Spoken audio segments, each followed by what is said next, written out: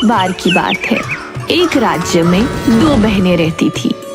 उनमें उम्र का ज्यादा फर्क नहीं था, मगर बड़ी बहन का नाम राधिका था और छोटी बहन का नाम अनन्या था। जब वो दोनों बहनें छोटी थी, तब मैं अपने पिता के साथ बाहर घूमने गई थी। उनके पिता बहुत बड़े व्यापारी थे। रास्ते में उन्होंने अपने राज्य के राजा को देखा और उनके पास जाकर बोले, आप किसी की प्रतीक्षा कर रहे हैं? हाँ, अपने सैनिक की। असल में हमारे घोड़े का स्वास्थ्य अचानक खराब हो गया है, इसलिए सैनिक हमारे लिए घोड़ा लाने गया है। हम बस उसी की प्रतीक्षा कर रहे थे, वो आता ही होगा। दोनों बहनों के पिता बहुत दयालु और अच्छे आदमी थे, इसलिए राजा को परेशान देखकर उन्होंने कहा, महाराज, अगर आप अन्यथा ना लें तो आप हमारे यहाँ चल सकते हैं। हम आपका अच्छे से ध्यान रखेंगे। नहीं नहीं, उसकी कोई आवश्यकता नहीं। हमारा सैनिक आता ही होगा। आपने पूछा, उसके लिए आपका धन्यवाद। हमें लगा था कि हम यहाँ अपने राज्य से दूर हैं और हमें यहाँ कोई नहीं मिलेगा, पर आपसे मिलकर मुझे अच्छा लगा।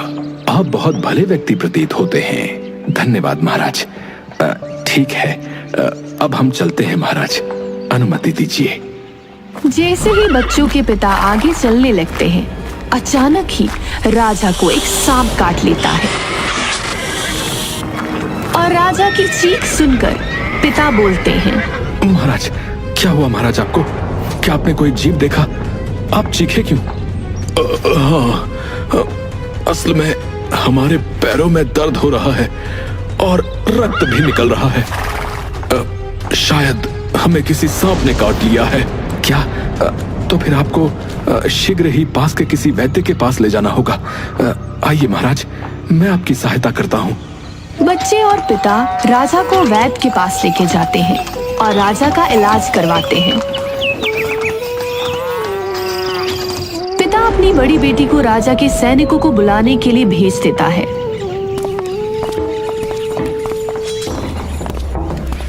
महाराज, क्या हुआ आपको? अब हम स्वस्थ हैं, वो भी सिर्फ इस व्यक्ति की वजह से। इन्होंने हमारी बहुत सहायता की।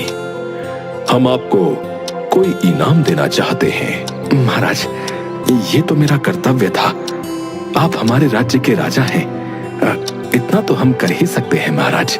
तुम इतने अच्छे व्यक्ति हो तो तुम्हारी बेटियां कितनी अच्छी होंगी। और इसने तो सैनिकों को भी बुलाया था। धन्यवाद महाराज, आप मुझे शर्मिंदा ना करें। आजकल हम अपने पुत्र के लिए एक अच्छी वधू ढूंढ रहे हैं। हम सोच रहे हैं कि क्यों ना हम अपने एकमात्र पुत्र का विवाह आपकी बड़ी बेटी से करवा दें। बहुत बहुत धन्यवाद महाराज, इससे तो मेरी बड़ी पुत्री का जीवन संवर जाएगा। ठीक है, तो अब से ये हमारी भी पुत्री है। हम अपने पुत्र का ब्याह तुम्हारी बड़ी पुत्री से ही करवाएंगे। ये हमारा वचन है। जब इन दोनों के विवाह की उम्र होगी, अर्थात 1 से 2 वर्षों के बाद, तो हम इनका विवाह करवा देंगे। जी जी महाराज, जैसा आप ठीक समझें। कुछ सालों बाद एक बीमारी से वो आदमी मर गया। माँ, अब हम क्या करेंगे? हम पिताजी के बिना कैसे रहेंगे? बेटा, संभालो खुद को। माँ, मुझे पिताजी की याद आ रही है। अचानक ही राजा का सैनिक उनके घर आता है और उनसे कहता है, आपके लिए महाराज ने एक संदेश भेजा है। क्या संदेश भेजा है? महाराज का आदेश है कि वो अपने पुत्र का विवाह आपकी बड़ी पुत्री से अभी करवाना चाहते हैं। क्या? ये तुम क्या कह रहे हो? अभी कुछ वक्त पहले ही मेरे पति की जान गई है। माँ को याद आता है कि उसके पति ने उसे इस बारे में बताया था। और महाराज आपकी एक पुत्री की जिम्मेदारी लेना चाहते हैं। चलो, कम से कम एक बेटी तो खुश होगी। तुम्हारा क्या कहना है बेटा राधिका? माँ, जैसे आप ठीक समझो। जब माँ और राधिका थोड़े खुश थे, तब ये सब होते देख अनन्या अपने बारे में सोचकर दुखी हो रही थी कि उसका क्या होगा। मैं अपनी बेटी को अभी तैयार करके भेजती हूँ। माँ, क्या मैं अपने साथ अनन्या को भी ले जा सकती हूँ? मुझे वहाँ अजीब लगेगा। ठीक है, पर शादी के बाद इसे वापस आना होगा। ये वहाँ नहीं रुक सकती। कृपया आप तैयार हो जाइए, हमें अभी निकलना होगा। नहीं, मैं जाने से पहले सबसे मिलना चाहती हूँ। आप जाइए, मैं अपनी छोटी बहन के साथ आ जाऊंगी। जैसा आप ठीक समझें। सैनिक वहाँ से चला जाता है। सब लोगों से मिलने के बाद राधिका और अनन्या महल के लिए निकल जाते हैं। तभी अनन्या के दिमाग में एक खुराफात आती है। राधिका तो अब से महल में रहेगी, तो मेरा क्या होगा? मेरी शादी किससे होगी? राजा के बेटे से मेरी शादी भी तो हो सकती है। मैं राधिका से ज्यादा छोटी थोड़ी हूँ, और मैं उससे ज्यादा सुंदर भी तो हूँ। ये सोचते सोचते वह तालाब के पास पहुँच गए। उस वक्त अनन्या बहुत गुस्से में थी। उसे लगा वो राधिका से ज्यादा सुंदर है, तो उसी की राजा के बेटे से शादी होनी चाहिए। अनन्या, आ, पानी पी ले। बहन, क्या तू मेरे लिए कुछ भी कर सकती है? अचानक अनन्या राधिका के पास जाती है और अचानक उसे पानी में धक्का दे देती है। राधिका को कुछ समझ नहीं आता कि अनन्या ने ऐसा क्यों किया। अनन्या ने उसे पानी में धक्का क्यों दिया? आखिर अनन्या चाहती क्या थी? राधिका चिल्लाते हुए पानी के बहाव की वजह से दूसरी ओर बह जाती है। अरे, मैंने ये क्या कर दिया? मुझे अपनी बहन के साथ ये मजबूरी में करना पड़ा। पर अब मुझे महल चलना चाहिए। राजा के बेटे के साथ एक सुंदर लड़की को ही होना चाहिए। रास्ते में चलते हुए अनन्या को अचानक से याद आता है कि अरे, उस सैनिक को तो सब पता है ना। मैं ये बात उसके सामने से कैसे छुपाऊंगी? कुछ देर बाद वो महल पहुंच जाती है। सब लोग उसे अपनी होने वाली रानी समझ उसका स्वागत करते हैं। अनन्या ये सब देख सैनिक की बात भूल जाती है और बहुत खुश हो जाती है। दूसरी तरफ कुछ लोग राधिका को देखकर उसकी तालाब से बाहर निकालने में मदद करते हैं।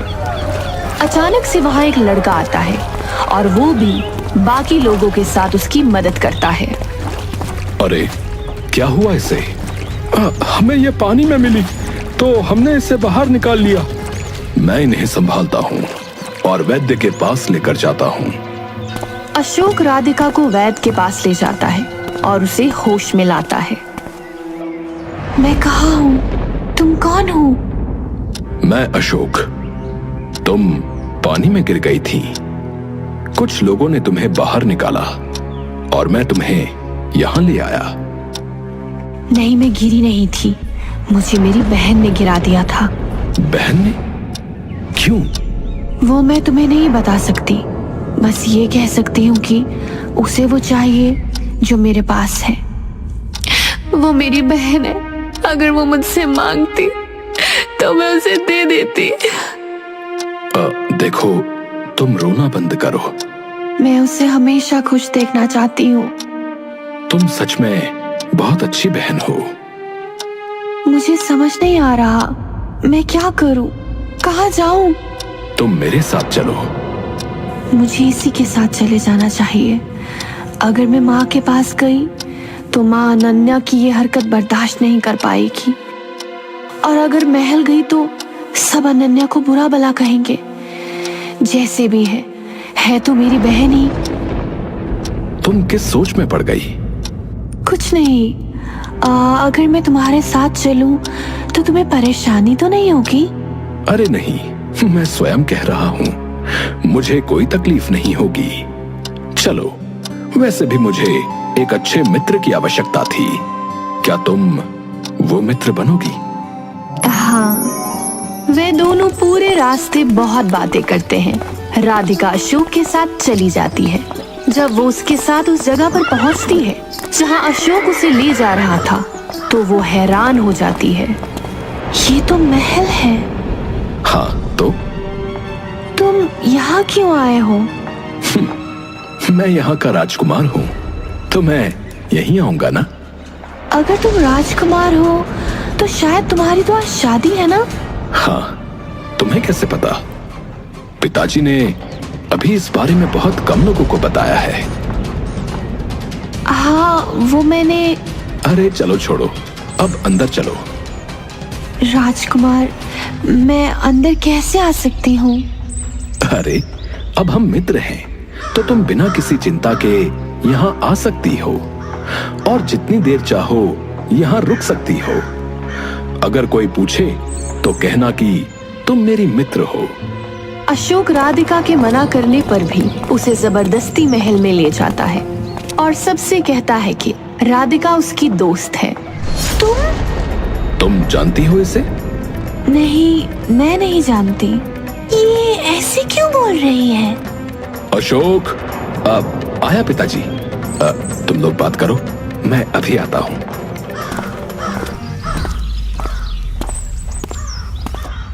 अनन्या, तुमने ऐसा क्यों किया? तू एक बार कहती तो सही, मैं खुद ही शादी से मना कर देती। सच में? मैं जानती हूँ तू ये बात ऐसे ही बोलने के लिए कह रही है। अचानक से अशोक और राजा आ जाते हैं। तो क्या बातें हो रही हैं? मैं अनन्या से तो मिल लिया। ये लड़की कौन है अशोक? पिताजी, ये मेरी मित्र है। अच्छा, तो इसे विवाह के बाद ही भेजना। ठीक है पिताजी। अनन्या, तुम्हारी माँ कैसी है? महाराज, वो ठीक है। और तुम्हारी छोटी बहन? छोटी बहन? तुम्हारी छोटी बहन, शायद उसका नाम। हाँ, वो माँ के साथ ही है और वो भी ठीक है। कुछ समय के बाद तुम्हारा और अशोक का विवाह होगा। अब जाओ, जाकर तैयार हो जाओ। ठीक है। जी। राजा और राधिका वहां से चले जाते हैं। अशोक इतना उदास क्यों लग रहा है? राजकुमार अशोक, क्या हुआ? आप खुश नहीं हो? पता नहीं क्यों, पर मुझे अनन्या से विवाह नहीं करना है। क्या? क्यों? क्योंकि मुझे उसके बारे में कुछ भी ज्ञात नहीं है। वो बहुत अच्छी है। तुम्हें कैसे पता? मुझे ऐसे लगता है। कुछ देर शांत होने के बाद, पिताजी को आज ही मेरा विवाह करवाना है, तो क्या तुम मुझसे विवाह करोगी? क्या? हाँ, देखो, मैं तुम्हें अनन्या से अधिक जानता हूँ। सच कहूँ तो मैं तुम्हें पसंद भी करता हूँ। जब मुझे नहीं पता था कि तुम राजकुमार हो, तब से तुम मुझे पसंद हो, लेकिन अब तुम्हारी शादी मेरी बहन से हो रही है। कहाँ खो गई? अरे, तुम ये क्या कह रहे हो? मैं तुम्हें अपना दोस्त मानती हूँ बस। न जाने क्यों मुझे ऐसा लग रहा है जैसे मेरे फैसले की पिताजी की नजरों में कोई कीमत नहीं। उनके लिए उनका वचन अधिक आवश्यक है। ऐसा मत बोलो, जो होगा अच्छा होगा। कुछ वक्त बाद शादी की रस्में शुरू हो जाती हैं। अशोक और राधिका की उदासी साफ पता चल रही थी, पर अनन्या को ऐसा लग रहा था कि वो जीत गई। लेकिन उसका घमंड टूटने वाला था, क्योंकि राजा कुछ ऐसा कहने वाले थे जिससे सब बदल जाता। हम विवाह से पूर्व अनन्या बेटी से एक गीत सुनना चाहते हैं। क्या तुम्हें गीत का गायन आता है? हाँ? हाँ बेटे, ये बात हमें इनके पिता ने बताई थी जब हम उनसे वर्षों पहले मिले थे। आपने हमारी बहुत सहायता की और हमें आपकी पुत्री से अपने पुत्र का विवाह करवाना है। जैसा आप सही समझें, इसमें मेरी पुत्री का जीवन बन जाएगा। मैं आपको बताना चाहूंगा कि मेरी बड़ी पुत्री बहुत अच्छा गीत गाती है। इसकी आवाज बहुत मधुर है। अच्छा, ये तो बहुत अच्छी बात है। तो हम चाहते हैं कि तुम पहले एक गीत गाओ। मैं वो। क्या हुआ अनन्या पुत्री, गाओ। बहुत देर बीत जाने पर भी अनन्या नहीं गा पाती। अनन्या के हाथ पैर सुन पड़ गए थे। हमें लगा ही था कि कुछ तो गड़बड़ है। क्या मतलब? अगर तुमने अब सच नहीं बताया तो हम तुम्हें कारागार में भेज देंगे। नहीं, मुझे जेल नहीं जाना। राधिका अनन्या को घबराते और डरते देख रुक नहीं पाती और राजा से कहती है, नहीं रुको, ये मेरी बहन है। क्या? ये सब क्या हो रहा है? राजा जी, ये मेरी बहन है। ये सब इसने अनजाने में कर दिया है। नहीं, इसे अपने सौंदर्य पर घमंड था, इसलिए इसने ऐसा किया है। हमसे झूठ बोला। बताओ हमें कि कौन हो तुम? राजा जी, मैं ही हूँ, उनकी बड़ी बेटी और अनन्या की बड़ी बहन। दीदी, मुझे माफ कर दो, मैंने ये सब कर दिया। जिस दिन तुम बगीचे में गाना गाते हुए टहल रही थी, हम वहीं थे, लेकिन हम ये नहीं जानते थे कि तुम ही बड़ी पुत्री हो। क्या? तो इसलिए आपने ये किया? इसने ये सब अनजाने में और अपने खूबसूरती के घमंड में किया है। पीछे से माँ आती है और बोलती है, मैंने सारी बातें सुन ली। मैं ऐसा सोच भी नहीं सकती थी कि तुम ऐसा करोगे अनन्या। तुम अपनी बहन के साथ ऐसा कैसे कर सकती हो?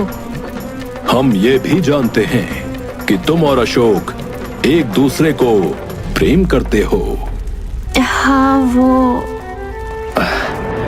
तो अब समझा, तुमने अपनी बहन के लिए मुझे मना कर दिया था। ये बात मुझे अब समझ में आई। तुमने ये मेरे लिए किया राधिका? हाँ, और तुमने? नहीं, कोई बात नहीं, ये मेरी छोटी बहन है। मैं इसे जानती हूँ और ये भी कि इसे अपनी गलती समझ आ गई है। मुझे माफ कर दो राधिका, मैं शायद शक्ल से अच्छी हूँ, पर तू दिल से, शक्ल से सबसे अच्छी है। मैं एक अच्छी बहन भी नहीं बन पाई। कोई बात नहीं, तो अब बन जा। अनन्या, तुमने अपनी गलती की माफी मांगी, ये देखकर अच्छा लगा, इसलिए अब मैं तुम्हें माफ करती हूँ। चलो, अब बच्चों का विवाह करवाया जाए। जी, जैसा आप चाहें। राधिका, जाओ, तैयार हो जाओ। राधिका, मैं तुझे तैयार कर देती हूँ। जल्दी आना। कुछ वक्त बाद अशोक और राधिका की शादी होती है। माँ और बाकी लोग बहुत खुश थे, पर राजा अनन्या के चेहरे पर उदासी देखता है। पुत्री अनन्या, तुम्हें एक बात बताऊं? मेरा एक छोटा पुत्र भी है, वो भी बहुत अच्छा और सुंदर है। सच में? आप मेरा मजाक तो नहीं बना रहे हो ना? नहीं, उसका नाम कबीर है, वो आने ही वाला है। तुम्हें उससे मिलकर अच्छा लगेगा। मुझे लगता है कि जो होगा अच्छा ही होगा। अरे देखो, वो आ गया। पिताजी, आप कैसे हैं? अति उत्तम। तुम कैसे हो पुत्र? मैं भी बढ़िया। क्या बड़े भाई अशोक का विवाह हो गया? भाई, क्या आप मेरे लिए थोड़ी देर नहीं रुक सकते थे? हाँ, तेरे लिए रुकते तो हमारा विवाह ही नहीं हो पाता। आज भी हमेशा की तरह तू देर से आया है रे। तू सदैव देर से आता है, इसलिए तेरे लिए रुकना तो बेकार ही था। बात तो सही है वैसे। कबीर अनन्या को देखता है और अनन्या कबीर को। राजा उन्हें देखकर समझ जाते हैं कि उनका फैसला गलत नहीं था। माँ भी अपनी दोनों बेटी को देखकर खुश होती है। जो अनन्या ने किया वो उसे भूलना चाहती थी। कुछ महीनों में ही राजा ने अनन्या और कबीर की शादी भी करवा दी और सभी लोग खुशी खुशी रहने लगे।